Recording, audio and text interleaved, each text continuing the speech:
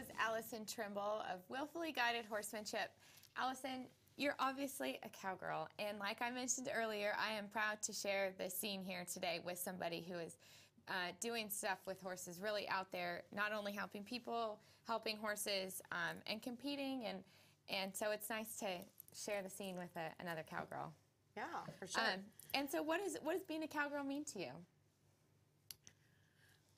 Well, I think I take a lot of inspiration from kind of turn-of-the-century cowgirls. I've been a little bit, not disappointed, but a little bit discouraged with the direction that some of the, even more retailing and stuff, the direction that's gone. I think that of jewelry and stuff, but for the most part, being a cowgirl is how you live your life. It's substance, it's balance, it's all those things. It's really core values, and it's not just about horses, it's about your family and your friends and everything. I mean, your whole life. And so I think that I look back at what cowgirls, I love that poster that's the Cowgirls at the Roundup. Have you seen the one?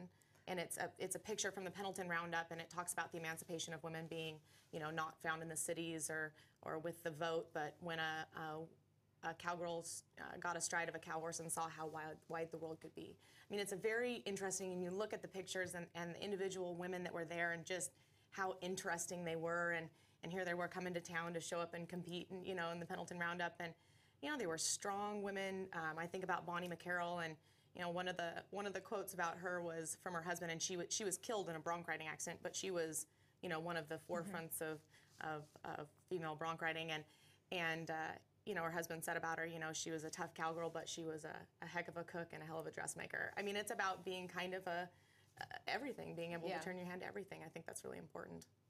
And you're helping people, other women, experience that too, and learn how important and how great the relationship can be with a horse. For sure. A couple of years ago, I was contacted by a local charitable group that does enrichment programs for kids. It's called Blue Skies for Children. It's located there in Bellingham, and to have me work with a couple of kids. And so, you know, I started working with them, and it was so fun. I mean, here's a Supreme Reign cow horse with a 9-year-old girl learning to, you know, trot on him, right? And I mean, what a cool thing for the horse too, not just the kid. And so I wanted to put on a camp, and so we put on this camp called Green Pastures, and it was mostly homeless and underprivileged kids that came to it. It was 30 kids, and for a week that we put on, and we did the fundraising within like my association and the people I'm connected with, even on Facebook, and raised enough money to put on this camp. And it was cool. There's a little video of it on my YouTube channel you can go and watch, but it was just such an amazing experience. I mean, when they all showed up, I thought, oh, what have I gotten myself into? Like, they're gonna burn my barn down.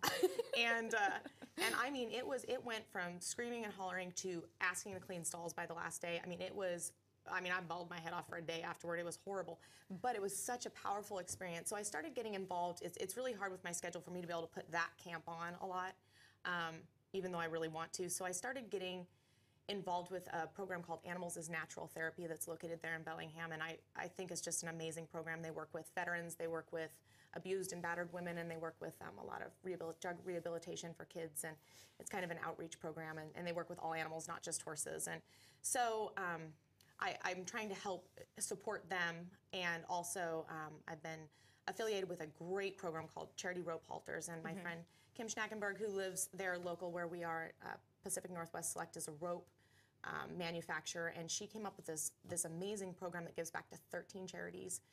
The different colors of the rope that make the halter are associated with whichever charity, and they give $1 of that back that's pre-donated, which is really a significant amount when you're talking about wholesale. And then we sell the halters, and then we give $3 to Animals as Natural Therapy. So, you know, you're helping 2 organizations, and $4 of each halter goes back to that. So we do sell those off our website, and it's a really great program, and there's you know, Kim in particular believes a lot in what she does, and I think it's really important for our industry to give back and help give other people what horses have meant to us. I mean, that's I think of all the hard times I've had and things that I've gone through, and if I hadn't had, you know, my horses and the responsibility for them and the strength that I've gotten from them, I mean, even being here today and being able to be on a, you know, television show or something is, you know, comes from that kind of capability and things that you have, and being able to offer that to someone else that couldn't have that experience. I mean, we didn't have a lot of money growing up, but my parents always made sure I had that. You know, that was a really important part of my upbringing, and I couldn't imagine not having had that. And so when I look at it that way and think I can help do something to to give that to somebody else and give them that kind of empowerment. Not even that I'm doing anything, but just giving them that vehicle with horses or animals to be able to, you know, have a little bit better life. I think that's really important. Oh, and I commend you for that. I think our viewers can agree. It's so important, you know, to acknowledge how what the horse has given you and share that with some other people that may not otherwise have had that opportunity to learn. Everybody's life's a struggle. Everybody, even successful people, you know, have struggled. And I think that the successful people that have struggled and have been fortunate enough to have animals in their life can really draw on how significant that's been. And I'm hoping that the more people will help kind of give that to some kids. I mean, if you haven't been there in that experience, I mean, it was just amazing. I mean, I love kids anyway, but this in particular was just such the transformation in so few days. And I'm still friends with a ton of them on Facebook. I mean, they stay in touch, and that's been really exciting. And I'm hoping to be able to do that camp again this summer. So I'm looking forward to that.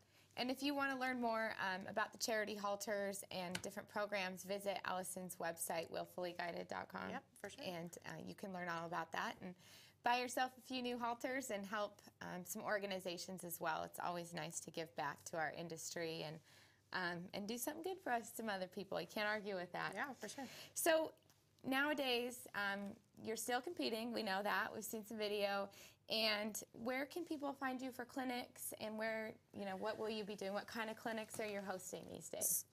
So I've been working with the Ranch Sorting National Championships, RSNC, as a national clinician, and that's kind of a number of the clinics. I do give horsemanship clinics, and I do cow horse clinics, but a lot of what I've been doing is ranch sorting clinics, which are a really great way for people to get introduced to cattle. I mean, it's any horse, any rider, any level of experience. I mean, you don't have to be able to do anything fancy, and it's great for the people competing in it, and coming and participating in the clinics. And it's also a great place, like, you know, I said in the video, it gives me an opening to start talking to people about horsemanship and things like that. And I really appreciate it about the RSNC that they really have taken an angle of horsemanship and encouraging lots of people to be involved. I think that's really consistent with what I believe in. I tried really hard to align myself with products and things that I really believe in. I don't seem to be able to fake believing in things, so I've really tried to do that, and the RSNC is one of those organizations, and so I enjoy doing clinics and stuff like that. So we definitely go travel all around and do that. So we'll be introducing that in Alaska as well, so that's pretty exciting. Okay, but folks can do basic horsemanship. Oh, for sure. You have different themes, I guess, for each clinic. Yeah, we can do any type of clinic that somebody's really looking for besides roping. I'm not a very good roper. But really, or jumping, also not that. But really pretty much anything else, cow horse training, you know, basic horsemanship, that kind of stuff. That's definitely, we do a lot of that. Okay. Who's your main clientele these days? I have everything. I mean, I like working with a lot of young women, but I definitely get a lot of older women, people getting back into the industry, you know, now they can afford to have a horse. A lot of guys ride with me. I mean, really, it's a pretty big demographic, I think. Well, that's perfect. Yeah. And I know that, you know, it's not often that women are as successful as you have been. And it takes more than just being successful. It takes learning how to communicate that success and those skills. And that's a skill in itself. So good for you. I came with the gift of gab, so that was finally putting it to use somewhere. No, that's great. And I'm sure that a lot of people are really benefiting from that. And giving young girls someone to look up to and something to, you know, strive towards. For sure. It's a journey for everybody, and that's what I keep on trying to, I mean, I'm certainly not where I want to be, but helps me get there. Good. Well, it sounds like you're on the right track. We want to encourage folks to look up the Great Alaska Horse Expo and learn more about that, and maybe take a trip to Alaska. Heck yeah. And meet Allison. Also, if you want to learn more about where she's going, what she's doing, visit her website. And, you know, we're running out of time here, Allison, but leave our viewers with some of your final thoughts and maybe some advice for folks that want to get started in the cow horse industry. Oh, I would just say that, I mean, you really can do whatever you set your mind to doing. I mean, and there's a process and a way to do it, but I don't think anybody should be scared off or afraid of coming out and trying it. I mean, it's a really great group of people and very supportive and really cool, so I think everybody should do it. Yeah. And do you have any horses for sale these days? Oh, always. Everything's for sale. No, not everything. For a price. Yeah. Well, there's like 4 or 5 that are not for sale, but besides Okay. those ones, everything's for sale. Well, I'm sure you've seen on the video, Allison has some great horses, so make sure to check out her website. If you're in the market for a new horse, something that is broke, that's what she's focused on, getting those horses broke and ready for anyone to ride. We hope that you've enjoyed our program today and learned a lot from our guest, Allison Trimble. Visit her website, learn more about what she's doing. She's a great part of our equine industry. Thanks for joining us on another episode of Horse Talk Live. We'll see you next time.